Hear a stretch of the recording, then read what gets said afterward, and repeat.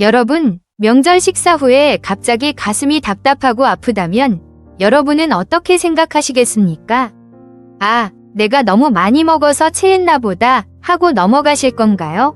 아니면 혹시 심장에 문제가 생긴 건 아닐까 하고 걱정하실 건가요? 이 판단, 생각보다 훨씬 중요합니다. 왜냐하면 심장마비는 골든타임이 단 5분이기 때문입니다. 5분 안에 적절한 조치를 취하지 못하면 생명이 위험할 수 있습니다. 오늘 이 영상을 끝까지 보시면 여러분은 심장마비와 소화불량을 정확하게 구분하는 방법을 알게 되실 것입니다. 그리고 이 지식이 여러분이나 여러분 주변 사람의 생명을 구할 수 있습니다. 실제로 있었던 일입니다. 50대 남성분이 주말에 가족들과 고기를 먹고 계셨습니다. 평소보다 좀 많이 드셨습니다. 식사 후 30분쯤 지났을 때 가슴이 답답하고 아프기 시작했습니다. 처음에는 고기를 너무 많이 먹어서 체한 것 같다고 생각하셨습니다.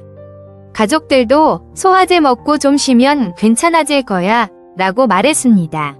그래서 소화제를 드시고 소파에 누워 계셨습니다. 하지만 30분이 지나도 증상이 나아지지 않았습니다. 오히려 점점 더 심해졌습니다. 식은땀이 나고 어지러웠습니다. 그제야 가족들이 119에 신고했고 응급실에 도착했을 때는 이미 심근경색이 상당히 진행된 상태였습니다. 다행히 응급시술로 생명은 건졌지만 만약 조금만 더 늦었다면 정말 위험한 상황이었습니다. 이런 일이 왜 일어났을까요? 왜 이분과 가족들은 심장마비를 체한 것으로 착각했을까요? 그리고 우리는 어떻게 이 둘을 구분할 수 있을까요? 먼저 심장마비가 무엇인지 정확히 알아야 합니다. 심장마비, 의학 용어로는 심근경색이라고 합니다. 심장에 피를 공급하는 혈관, 관상동맥이 막혀서 심장 근육에 산소가 공급되지 않는 상태입니다. 심장 근육은 산소 없이는 단 몇 분도 버티지 못합니다. 그래서 빨리 막힌 혈관을 뚫어주지 않으면 심장 근육이 죽기 시작합니다. 이것이 바로 골든타임이 5분인 이유입니다. 반면에 체했다는 것은 무엇일까요? 의학적으로 정확한 용어는 아니지만 보통 소화불량이나 위장장애를 의미합니다. 음식을 너무 빨리 먹었거나 많이 먹었거나 기름진 음식을 먹었을 때 위와 식도 쪽이 불편한 증상입니다. 이것도 분명히 불편하고 답답하지만 생명을 위협하는 상황은 아닙니다. 그럼 이 둘을 어떻게 구분할까요? 지금부터 말씀드리는 내용을 꼭 기억하시기 바랍니다. 첫 번째, 통증의 위치입니다. 심장마비일 때는 가슴 중앙, 특히 왼쪽 가슴에 통증이 옵니다. 마치 무거운 돌이 가슴을 누르는 것 같은 느낌, 혹은 쥐어짜는 듯한 느낌이라고 표현합니다. 이 통증은 가슴에만 머물지 않습니다. 왼쪽 팔로 퍼져나가는 경우가 많습니다. 특히 왼팔 안쪽으로 저리거나 아픈 느낌이 듭니다. 때로는 턱이나 목, 등 쪽으로도 통증이 퍼질 수 있습니다. 반면에 소화불량일 때는 명치 부근, 즉 가슴뼈 아래쪽 중앙 부위가 불편합니다. 왼쪽 팔로 통증이 퍼지는 일은 거의 없습니다. 주로 배 위쪽이 답답하고 더부룩한 느낌입니다. 두 번째, 통증의 양상입니다. 심장마비 통증은 갑자기 시작되고 강도가 매우 셉니다. 환자들은 평생 느껴본 적 없는 통증이라고 표현합니다. 그리고 이 통증은 지속적입니다. 자세를 바꾸거나 트림을 해도 나아지지 않습니다. 소화불량 통증은 비교적 서서히 시작되고 강도도 덜 심합니다. 그리고 자세를 바꾸면 조금 나아지기도 하고 트림을 하면 일시적으로 편해지기도 합니다. 왔다 갔다 하는 느낌입니다. 세 번째, 동반 증상입니다. 이게 정말 중요합니다. 심장마비일 때는 가슴 통증과 함께 다른 증상들이 동반됩니다. 식은땀이 나고 얼굴이 창백해지고 숨이 차고 어지럽고 메스꺼움이나 구토가 있을 수 있습니다. 불안감과 공포감도 느껴집니다. 뭔가 심각하게 잘못됐다는 느낌이 듭니다.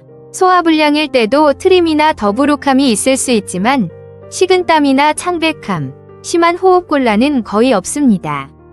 불편하지만 곧 나아지겠지 라는 생각이 듭니다. 네 번째, 호흡의 변화입니다.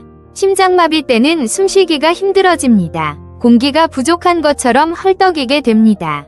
말을 길게 하기도 어렵습니다. 반면 소화불량일 때는 숨쉬기 자체는 괜찮습니다. 답답하긴 해도 호흡이 가빠지지는 않습니다. 5번째, 시간의 경과입니다. 심장마비 증상은 시간이 지날수록 악화됩니다. 20분, 30분이 지나도 나아지지 않고 오히려 더 심해집니다. 소화불량은 시간이 지나면서 조금씩 나아지거나 최소한 더 악화되지는 않습니다. 여기서 특히 주의해야 할 점이 있습니다. 심장마비 증상이 항상 전형적으로 나타나는 것은 아닙니다. 특히 여성, 노인, 당뇨병 환자의 경우 증상이 애매하게 나타날 수 있습니다.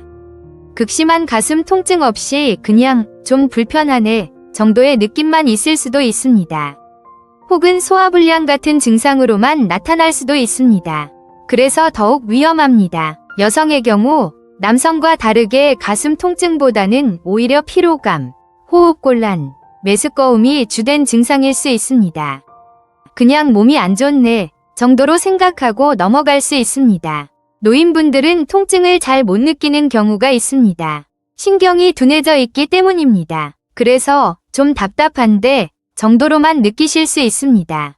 당뇨병 환자도 마찬가지입니다. 당뇨병으로 인해 신경 손상이 있으면 통증을 제대로 느끼지 못합니다. 이런 경우를 무증상 심근경색이라고 하는데 정말 위험합니다. 그럼 이제 실전에서 어떻게 판단해야 할지 구체적으로 알아보겠습니다. 상황 하나, 식사 후 가슴이 불편합니다. 이럴 때 스스로에게 물어보세요. 왼팔이 저리거나 아픈가? 식은땀이 나는가? 숨쉬기가 힘든가? 통증이 점점 심해지는가? 이 중 하나라도 예, 라면, 체한 게 아니라 심장 문제일 수 있습니다. 즉시 119에 전화하세요. 상황 둘, 명치가 아프고 더부룩합니다. 하지만 왼팔은 괜찮고 호흡도 괜찮습니다. 이럴 때는 10분 정도 기다려보세요. 증상이 나아지는지 확인하세요. 만약 10분 후에도 똑같거나 더 심해진다면 이것도 병원에 가야 할 신호입니다. 상황 셋, 평소 소화가 안 될 때의 느낌과 완전히 다릅니다. 이건 뭔가 다르네 라는 느낌이 듭니다. 이럴 때는 주저하지 마세요. 당장 119에 전화하세요. 우리 몸의 직감은 생각보다 정확합니다. 상황 넷, 주변 사람이 괜찮다, 그냥 체한 거다 라고 말합니다. 하지만 본인은 불안합니다. 이럴 때는 본인의 느낌을 믿으세요. 다른 사람은 여러분의 몸을 느낄 수 없습니다. 확실하지 않으면 병원에 가는 게 맞습니다. 여기서 정말 중요한 사실을 말씀드리겠습니다. 심장마비는 시간과의 싸움입니다. 증상이 시작된 후 2시간 이내에 치료를 받으면 생존율이 크게 높아집니다. 하지만 많은 분들이 좀 더 지켜보자, 괜히 병원 갔다가 아무것도 아니면 창피하다 라는 생각 때문에 시간을 허비합니다. 실제 통계를 보면 심장마비 환자의 절반 이상이 증상 시작 후 병원에 도착하기까지 평균 4에서 5시간이 걸립니다. 너무 늦은 시간입니다. 왜 이렇게 늦을까요? 증상을 심각하게 받아들이지 않기 때문입니다. 체한 것 같은데 소화제 먹고 좀 쉬면 되겠지 라고 생각하기 때문입니다. 119에 전화하는 것이 창피한 일이 아닙니다. 응급구조사들은 이런 상황을 위해 존재합니다. 설령 병원에 갔는데 심장 문제가 아니라 정말 소화불량이었다고 해도 그건 정말 다행인 일입니다. 부끄러워할 일이 아닙니다. 그럼 119에 전화할 때 무엇을 말해야 할까요? 첫째, 가슴이 아프다 고 명확히 말하세요. 둘째, 언제부터 시작됐는지 알려주세요. 셋째, 다른 증상이 있는지 말하세요. 왼팔이 저립니다. 식은땀이 납니다. 숨쉬기가 힘듭니다. 등등. 넷째, 평소 심장병이나 고혈압, 당뇨병 같은 지병이 있는지 알려주세요. 119가 오기 전에 무엇을 해야 할까요? 첫째, 편한 자세로 앉거나 눕습니다. 단, 완전히 눕기보다는 상체를 약간 올린 자세가 좋습니다. 둘째, 옷을 느슨하게 합니다. 넥타이, 벨트를 풉니다. 셋째, 절대 운전해서 병원에 가려고 하지 마세요. 운전 중에 의식을 잃으면 더 큰 사고가 날 수 있습니다. 넷째, 아스피린이 있다면 씹어서 드시는 것이 도움이 될 수 있습니다. 하지만 평소 아스피린 알레르기가 있거나 의사에게 아스피린을 먹지 말라고 들었다면 먹으면 안 됩니다. 그리고 주변에 다른 사람이 있다면 그 사람에게 119에 전화해달라고 하고 본인은 최대한 움직이지 말고 안정을 취하세요. 이제 예방에 대해 이야기해 보겠습니다. 심장마비는 갑자기 오는 것처럼 보이지만 사실 오랜 시간에 걸쳐 준비되는 질환입니다. 혈관에 기름때가 쌓이고 쌓여서 어느 순간 터지거나 막히는 것입니다. 위험 요인들을 알아야 합니다. 첫째, 고혈압. 둘째, 고지혈증. 셋째, 당뇨병. 넷째, 흡연. 다섯째, 비만. 여섯째, 운동 부족. 일곱째, 스트레스. 여덟째, 가족력. 이 중 하나라도 해당되면 심장 건강에 더 신경 써야 합니다. 특히 40대 이상 남성, 50대 이상 여성이라면 정기 건강검진이 중요합니다. 고혈압이나 당뇨병이 있다면 꾸준히 약을 드시고 정기적으로 병원에 가서 검사를 받으세요. 평소에 가슴이 답답하네 하는 증상이 가끔씩 있었다면 이것도 무시하면 안 됩니다. 협심증이라는 질환일 수 있습니다. 협심증은 심장혈관이 좁아져 있는 상태인데 이것이 진행되면 심근경색이 됩니다. 그래서 협심증 증상이 있다면 반드시 병원에 가서 검사를 받아야 합니다. 또 하나 알아두실 것이 있습니다. 심장마비는 특정 시간대에 더 잘 발생합니다. 아침 시간, 특히 기상 후 2에서 3시간 사이에 가장 많이 발생합니다. 왜냐하면 잠에서 깨면서 혈압이 갑자기 올라가고 교감신경이 활성화되면서 심장에 부담이 가기 때문입니다. 그래서 아침에 일어날 때 천천히 일어나는 것이 좋습니다. 갑자기 벌떡 일어나지 마세요. 계절적으로는 겨울에 더 많이 발생합니다. 추운 날씨가 혈관을 수축시키기 때문입니다. 겨울철에 운동하실 때는 충분히 준비 운동을 하시고 너무 이른 아침에 야외 운동을 하는 것은 피하세요. 감정적인 스트레스도 심장마비를 유발할 수 있습니다. 심하게 화를 내거나 극도로 긴장하거나 큰 충격을 받았을 때 심장마비가 올 수 있습니다. 그래서 감정관리도 심장 건강에 중요합니다. 여기서 잠깐 체했을 때의 올바른 대처법도 간단히 말씀드리겠습니다. 진짜 소화불량일 때는 어떻게 해야 할까요? 첫째, 편한 자세로 앉거나 눕습니다. 둘째, 따뜻한 물을 조금씩 마십니다. 셋째, 배를 시계 방향으로 부드럽게 마사지합니다. 넷째, 소화제가 있다면 드셔도 좋습니다. 다섯째, 급하게 움직이거나 운동하지 않습니다. 대부분 1에서 2시간 이내에 증상이 좋아집니다. 하지만 다시 강조하지만 확실하지 않다면 심장 문제를 먼저 의심해야 합니다. 체한 걸로 착각했다가 골든타임을 놓치는 것이 가장 위험합니다. 마지막으로 가족들이나 주변 사람들이 알아야 할 것들입니다. 만약 누군가가 가슴이 아프다 고 하면 절대 소화제 먹고 쉬어 라고만 말하지 마세요.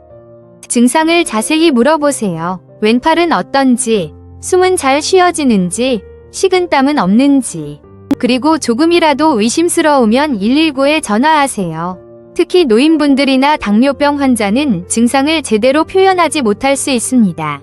그냥 좀 불편해 정도로만 말씀하실 수 있습니다. 이런 경우 더욱 주의 깊게 관찰해야 합니다. 정리하겠습니다. 심장마비와 소화불량을 구분하는 핵심 포인트. 첫째, 왼팔 저림이나 통증이 있으면 심장 문제를 의심.